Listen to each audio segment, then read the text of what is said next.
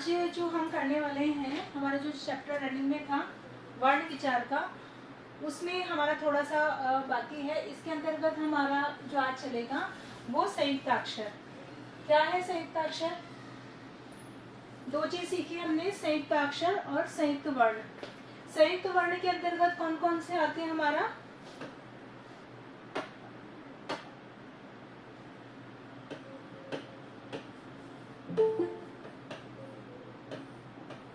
बताइए, संयुक्त वर्ण कौन से सीखे थे हमने?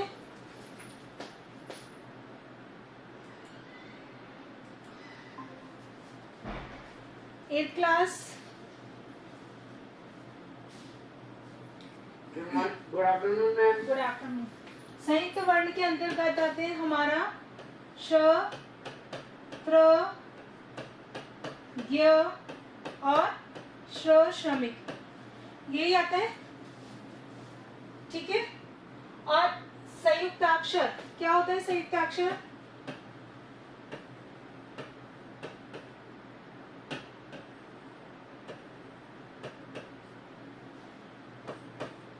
बताइए, संयुक्ताक्षर क्या है? जहां पर दो वर्ण आते हैं, कौन कौन से इसमें? जैसे त्व, व्य, इस तरह के जो वर्ण आते हैं वो हमारे कहलाते हैं संयुक्ताक्षर। संयुक्त मतलब जुड़ना, अक्षर यानी अक्षरों का जुड़ा होना, दो का जुड़ा होना। अब इसके अंतर्गत भी एक चीज ये आती है कि जो पहला वर्ण होता है हमारा, इसके अंतर्गत पहला वर्ण होता है वो स्वर रहित होता है और दूसरा वर्ण स्वर सहित होता है। समझ रहे हो या और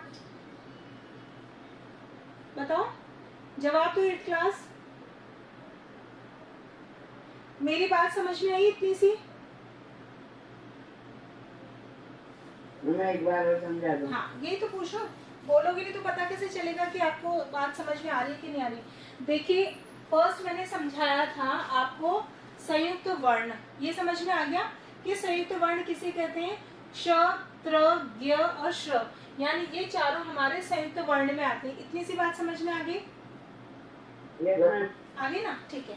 अब देखिए, देखो ये भी संयुक्त शब्द जोड़ा हुआ है और संयुक्त वर्ण। इसमें दो शब्दों को, जैसे मैंने आपको बताया था, त को क्या मिलता है? त और र मिलकर त्र बना, यानी दोनों वर्णों के मेल से जो एक वर्ण बनता है वो संयुक्त वर्ण कहलाता है। ठीक है। अब मैंने यहाँ पे बोला दूसरे नंबर का संयुक्ताक्षर यानी संयुक्त अक्षर। क्लियर हो गया? अब संयुक्ताक्षर क्या है? आधा त और व, आधा व और य, है ना? आधा थ और त,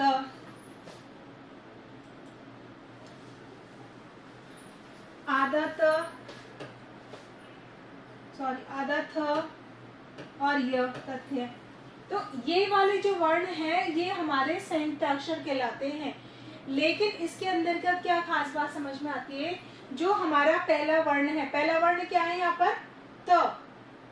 तो ये स्वर रहित होगा। स्वर रहित का मतलब आपको वापस से समझा रही हूँ, देखो ध्यान से। जब हम त लिखते हैं, त ऐसे लिखते हैं, तो इसका अगर विच्छेद करेंगे तो विच्छेद कैसे बनेगा?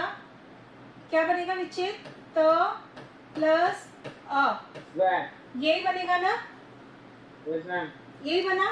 फिर हमारा जाके बनता है त, यानी कि इस त और इस त को यहाँ तक लिखने के लिए हमें ये वाला विच्छेद करना आवश्यक हो गया। और ये विच्छेद इसलिए आवश्यक हो गया कि हमने ये सीखा कि किसी भी वर्ण का उच्चारण बिना स्वर के नहीं होता है। ये तो पता है ना सबको कि किसी भी वर्ण के उच्चारण में अ का स्वर का होना आवश्यक होता है। तो यहाँ ये आवश्यक है, इसीलिए हमने त लिखा है। तो यहाँ पे मैंने संयुक्त अक्षर में ये चीज समझाई है कि जो पहला वर्ण है वो स्वर रहित है। अगर हमको स्वर रहित लिखना होगा तो ये त, अगर ये त मान लीजिए स्वर, आप कहोगे मैम मुझे तो स्वर के साथ लिखना नहीं है लेकिन त लिखना है, आप अब लिख के दिखाओ कैसे लिखेंगे। तो हमारा त कैसे लिखा जाएगा? ऐसे, आधा। आप समझे या अभी भी नहीं समझे? बताओ। इतनी सी बात याद रखनी है कि कोई भी वर्ण का उच्चारण बिना स्वर के नहीं होता है। ठीक है। बिना स्वर के कोई भी वर्ण का उच्चारण नहीं होता। अगर आप बिना वर्ण के उच्चारण करना चाहते हो या लिखना चाहते हो तो वो वर्ण आपका आधा लिखा जाएगा। क्लियर? तब मैंने आपको समझाया कि संयुक्त अक्षर के अंतर्गत ये वर्ण आते, ये शब्द आते हैं, जैसे आधा, त और व। तो इसमें मैंने आपको एक लाइन बोली थी कि इसके अंतर्गत एक पहला जो वर्ण होता है वो स्वर रहित होता है, दूसरा वर्ण जो होगा वो स्वर सहित होगा। अब समझ में आ गई मेरी बात? ये स्वर के बिना तो बोले नहीं जा सकते। हाँ, तो मैं ये समझा रही हूँ, इसीलिए मैंने यहाँ बोला कि जो हमारा पहला वर्ण रहेगा वो हमारा स्वर रहित रहेगा, इसीलिए ये इसको आधा लिखा गया है। यानी जो आधा लिखा गया है वो हमारा क्या हो गया? स्वर रहित हो गया। ठीक है, तो ये हो गया हमारा संयुक्त वर्ण। संयुक्त वर्ण तो दो वर्णों के योग से बनता है, और संयुक्त अक्षर के अंतर्गत जो होता है पहला वर्ण स्वर रहित होता है और दूसरा स्वर सहित होता है। आगे आपको समझ में अच्छे से? अब आज में देखिए दूसरा आता है आगत स्वर। आगत स्वर को हमने अच्छे से पढ़ लिया था, यानी कि जहाँ अ की मात्रा का साउंड तो आता है लेकिन ओ की मात्रा लगाई नहीं जाती है। कौन कौन से हैं? जैसे डॉक्टर, और क्या बन रहा है? कॉल और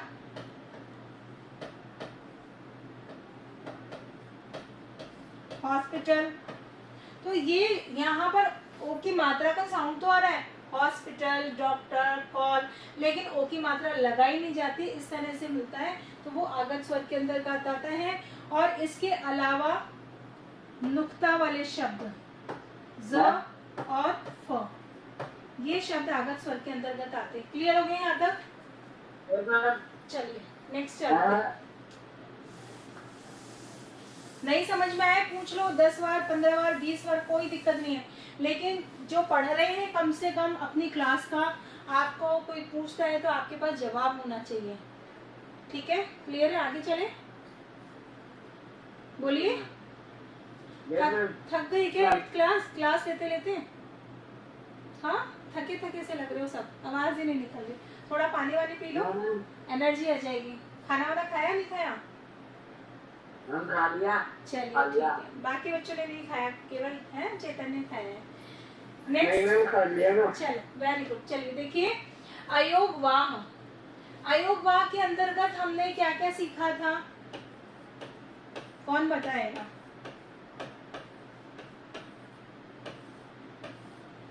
ये थोड़ा सा टिपिकल ऐसे मिक्स मैच लग रहा है, लेकिन अगर इस बार समझ जाओगे तो ये आगे तक आपको बहुत सपोर्ट करेगा आपके हिंदी ग्रामर में।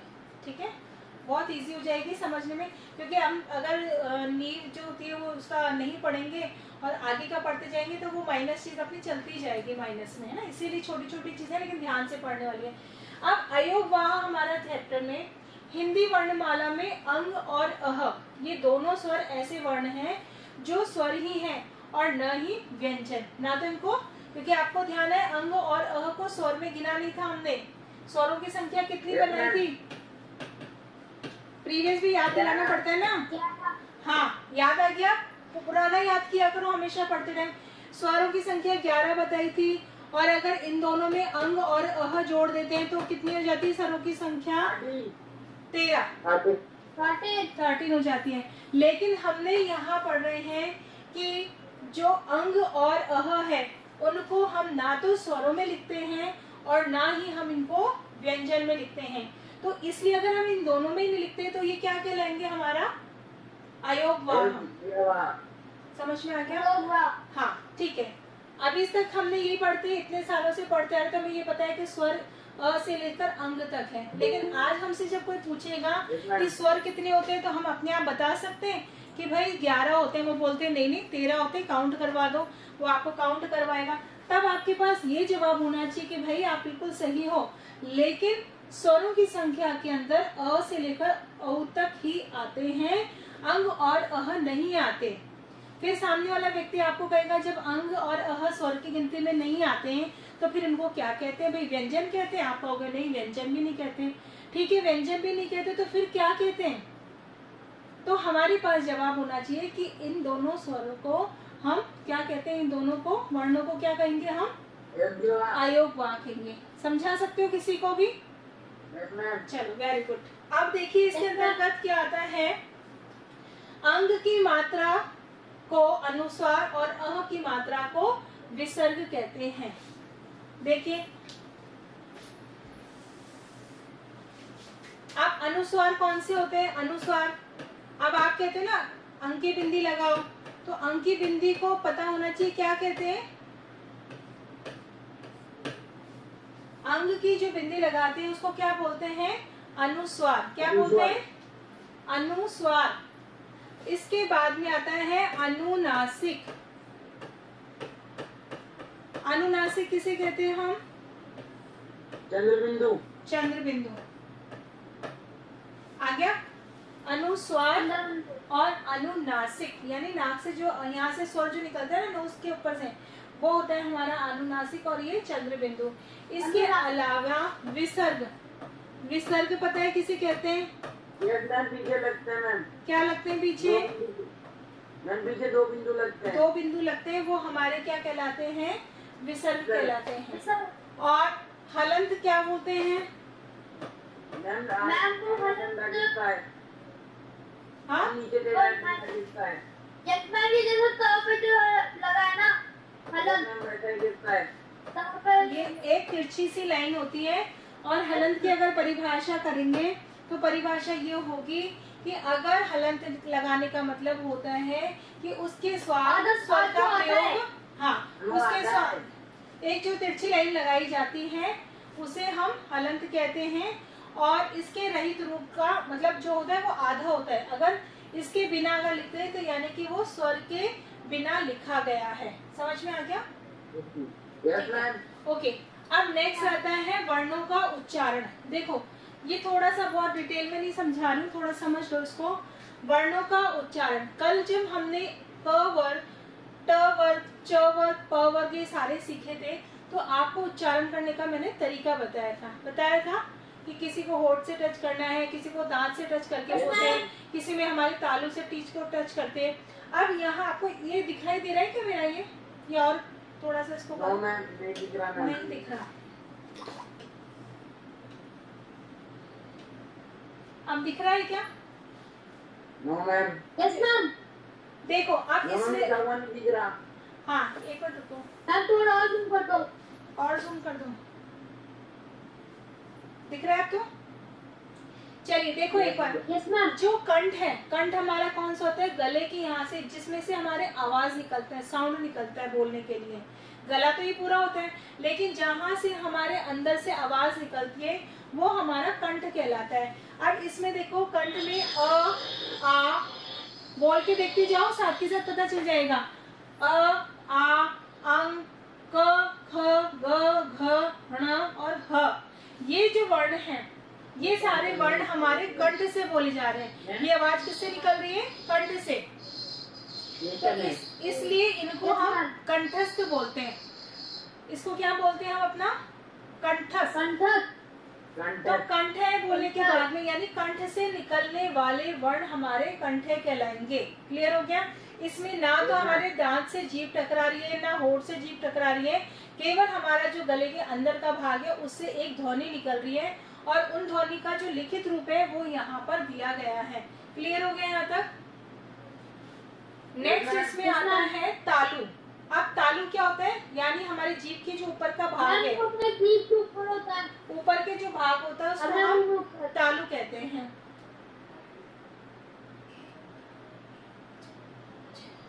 ये इसके अंतर्गत कौन कौन से आते हैं? ई, च, छ, ज, झ, य और श, ये सारे तालु से बोलने वाले शब्द हैं।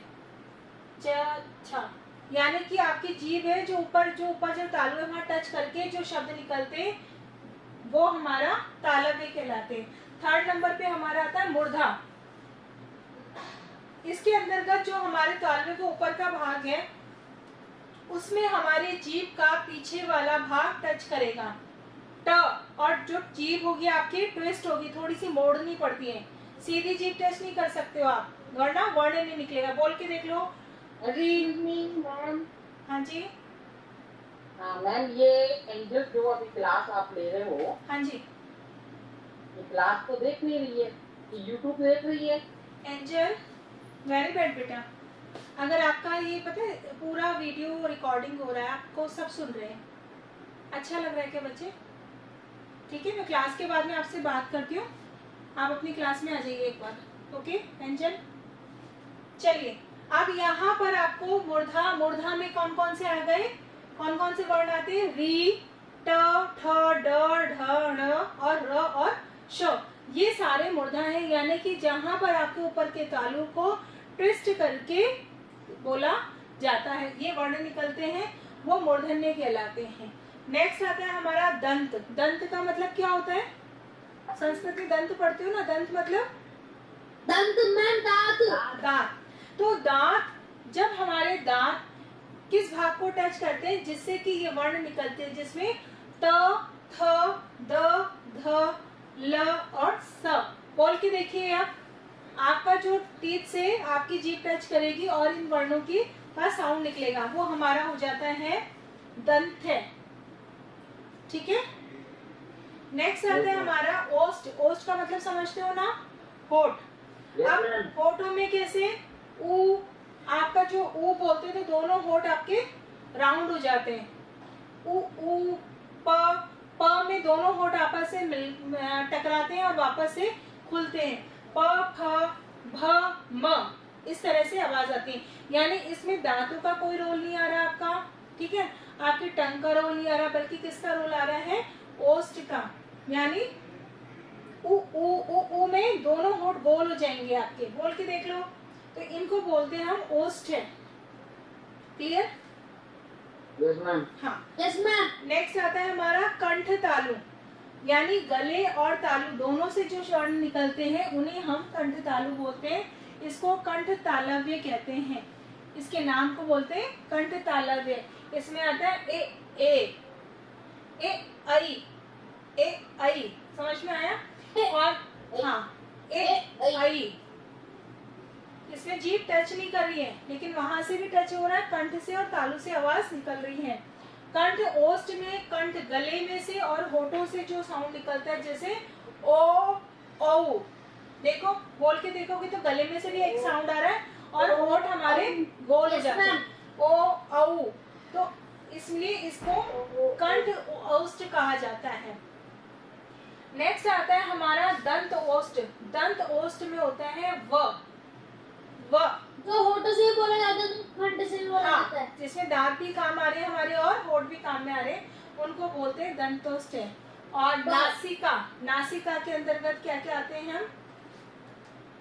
जो नाक से बोले जाते हैं। हाँ, जिसको बोलने के लिए उसका प्रयोग किया जाता है। इसमें अंग, ड़, अण, ण, न, म, तो ये जो चार वर्ण है ये नासिका से कहलाते हैं। क्लियर हो गया यहाँ तक?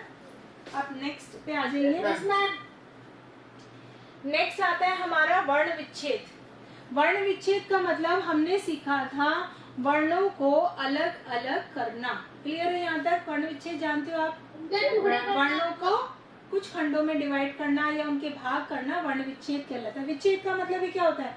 अलग अलग करना। संधि विच्छेद जैसे पढ़ते हैं उसमें अलग करते हैं शब्दों को, यहाँ पर वर्णों को अलग किया जाता है। और वर्णों को अलग करना हम सबको बहुत अच्छे से आता है और हमें ये पता है, जो अभी प्रीवियस क्लास में भी समझाया था, कि बिना स्वरों के हम वर्णों का उच्चारण नहीं कर सकते हैं। तो इसमें जैसे मानस शब्द है, मानस शब्द में मैंने उच्चार किया तो देखिए आप, म प्लस आ प्लस न प्लस अ प्लस स प्लस अ, इस तरह से आता है, तभी बनेगा हमारा मानस। ठीक है?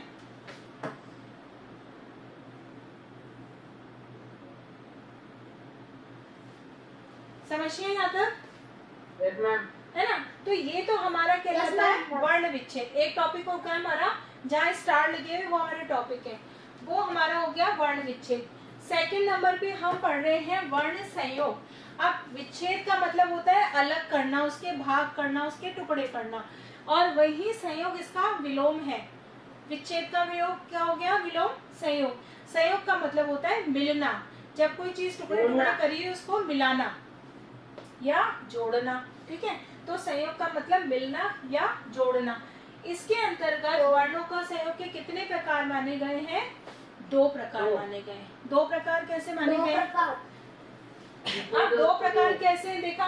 पहला है व्यंजन का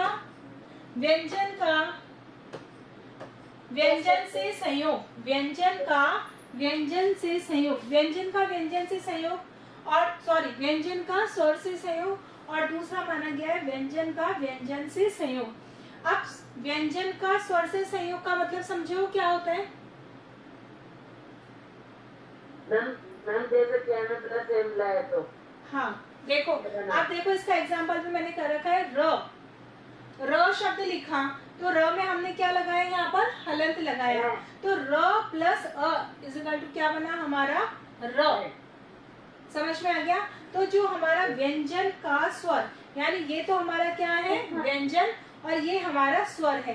तो दोनों का जब संयोग होता है और उससे जो वर्ड बनता है वो हमारा कहलाएगा हमारा व्यंजन का स्वर के साथ संयोग। लेकिन इसी में ही दूसरा हमने सीखा व्यंजन का व्यंजन के साथ संयोग। तो व्यंजन का व्यंजन के साथ संयोग में क्या आता है कि यहाँ पे देखो ये है आधा थ, और ये जो कि हमने संयुक्त अक्षर में पढ़ा था, अभी थोड़ी देर पहले संयुक्त अक्षर पढ़ाया था मैंने वहाँ पे, याद है ना? यानी कि थ क्या है हमारा? थ क्या है? स्वर है या व्यंजन है? थ शब्द, हाँ जो थ शब्द, हाँ बताओ। व्यंजन। और यह क्या है? व्यंजन। दोनों व्यंजन है। तो यहाँ पे लिख रहा है कि यहाँ पे लिखा है संयोग, संयोग मतलब मिलना। तो यहाँ पर व्यंजन का व्यंजन से संयोग इस प्रकार हुआ कि आधा थ और यह, फिर आधा त और यह, तो ये सारे वर्ण कहलाएंगे हमारा व्यंजन से व्यंजन का संयोग। क्लियर हो गया? व्यंजन से व्यंजन के साथ संयोग। आ गया यहाँ तक समझ में? Yes ma'am. अब इतना जो पढ़ा है उसमें से कुछ पूछना चाहते हो, कोई डाउट्स हो तो प्लीज मुझसे पूछ लो, फिर हम आगे चले। टाइम बता देना। हो गया। हो गया, चलिए। यस मैम, 1 मिनट ज्यादा हो गया। 1 मिनट हुआ ना, कोई बात नहीं। चलिए ठीक है, कल हमारा नेक्स्ट जो टॉपिक रहेगा वो रहेगा वर्ण विचार, सॉरी वर्ण विचार नहीं, शब्द विचार। Okay okay ma'am. Okay ma'am. Okay okay ma'am. Bye ma'am. Bye बेटा। Bye ma'am.